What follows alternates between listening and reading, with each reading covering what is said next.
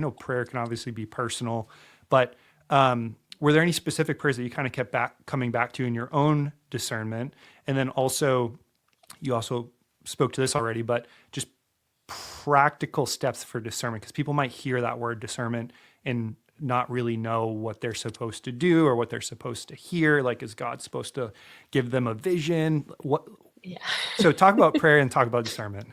Sure, sure. So I think for me, one of the things that was really helpful for me in prayer was actually praying with scripture.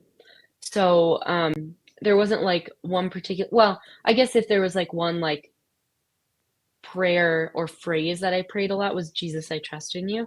Hmm. Because I was like, okay, like Saint Faustina's my confirmation saint. So that line is very special to me. And um, I've continued to pray it throughout my life.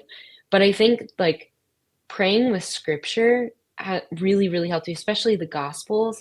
And then I love the book of Isaiah because it's really like God speaking to his people, even though like time and time again they're like, we don't know what you're saying, Lord. And God's like, literally, like, like, I love you. You're my people. Come this way. And they're like, what? I don't get it. Like, so they're anyway. So I love Isaiah and I love the Gospels of just like getting to know the voice of God, because that's quite literally his voice, like written down for us.